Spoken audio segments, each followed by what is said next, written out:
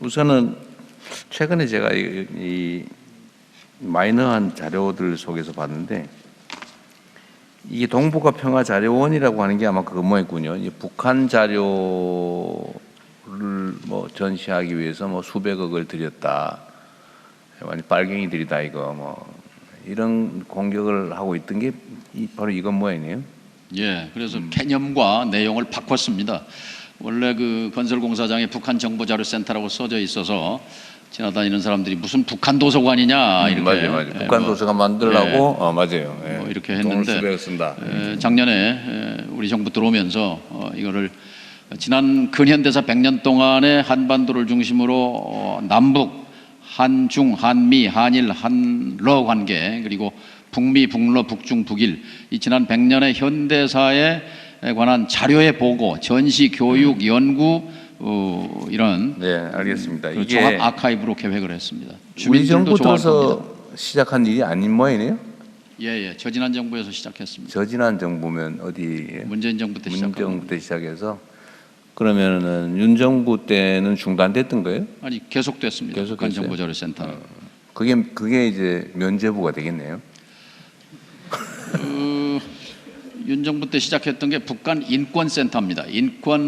북한 인권 홀로코스트 박물관이라고 언론에서 이름을 지었는데 이거를 청산하고 이걸 확대 개편해서 한반도 평화공존센터로 강서구 마곡동에 지금 짓고 아니 있습니다. 그거 말고 그거 하고 이 동북아 평화자료원하고 두 개를 지금 동북아 평화자료원 북한 도서관 만든다. 하여튼 일부에서 그걸 열심히 사실과 다른 얘기를 하고 있길래 제가 드린 말씀이에요. 예. 근데 이게 꽤 나름 뭐 근거가 있는 것처럼 유포되고 있더라고요.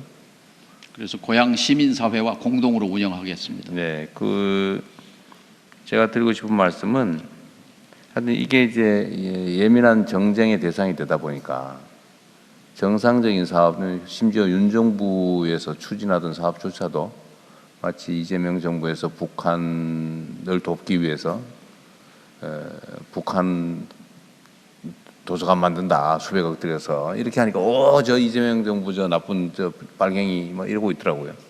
근데 이런 문제에 대해서는 부처에서 그냥 이건 아니야 뭐 우리가 뭐 당당한데 뭐 이러고 넘어갈 게 아니고 다른 부처도 마찬가지입니다. 팩트가 다른 악의적인 왜곡 조작에 대해서는 강력하게 대응을 하시라는 얘기예요. 전혀 사실이 아닌 게 엄청난 근거가 있는 것처럼 막 유포되고 있잖아요. 그래서 요것도 한번 그 대표적 사례여서 제가 말씀드린 거고요. 적극 대응하고 있습니다. 네. 필요하면 법적 제재도 가하시라는 얘기입니다. 예. 네, 그냥 설명이 가지고 안 되는 것 같아요. 지금 보니까 그 설명 많이 했잖아요. 제가 알고 있거든요. 예. 했는데도 계속 하고 있어요. 근데 화력이 통일부보다 그게 더 세더라고.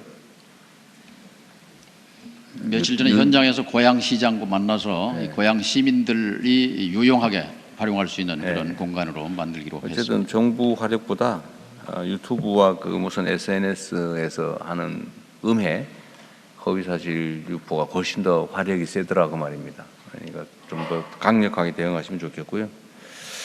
이게 이제 아까 얘기했던 부분과 관련이 있는데 이게 하여튼 우리는 이제 선의로 하는 일이 결론은 왜곡이 되거나 아니면 과장되거나 해서 반격의 명분이 되고 오히려 반평화, 반공존, 적대의 무기가 되는 수가 있단 말이에요. 우리가 선의로 하는 일들이 상대에게 악용돼서 반격의 무기가 되는데 예를 들면 안보 문제, 통일 문제, 남북 관계 이런 게 주로 그렇습니다. 뭐 너무 잘 아시겠지만 억울하시잖아요.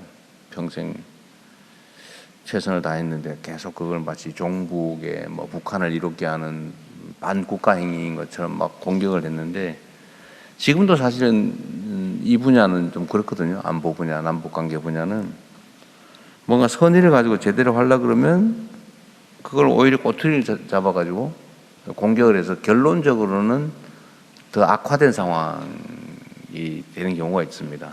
지금 예를 들면 남북한 공식 명칭 불러주기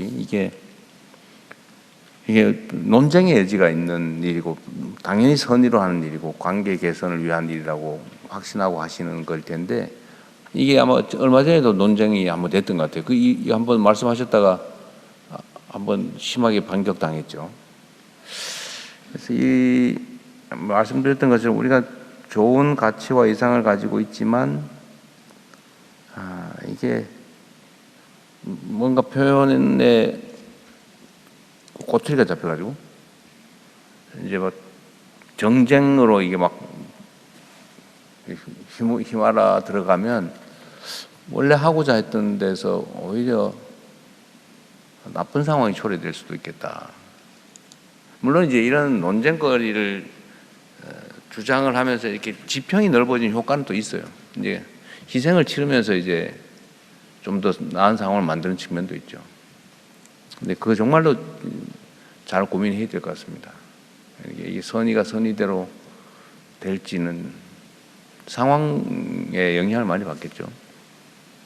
안타까운 일이긴 한데 이런 영역이 특히 남북 관계에 많은 것 같습니다. 예를 들면 뭐 제가 취임하면서 9.19 합의를 복원하겠다. 순차적, 선제적으로 복원하겠다. 국민들께 말씀을 드렸는데 이게 지금 그 상황들이 계속 개선이 안 되다 보니까 일방적으로 양보하는 거냐, 뭐 안보를 포기하는 거냐 이런 식의 반격들이 또 생겨나기도 하고 그렇죠. 진척도 잘 안 되고 또 이게 우리의 선의대로 하는 게 과연 한반도의 평화와 안정에 플러스냐 결론적으로 뭐 약간의 의문이 들 때도 있어요. 상황이 안 좋은 거죠. 안타까운 일이기도 하고. 어쨌든 좀 통일부에서는 이게 참 어려운 일일 겁니다. 어려운 일일 건데 좀 고민을 좀 많이 해주시면 좋겠습니다. 그리고 남북 협력 기금이 지금 얼마 있어요? 1조입니다. 편성돼 1조. 있는 게.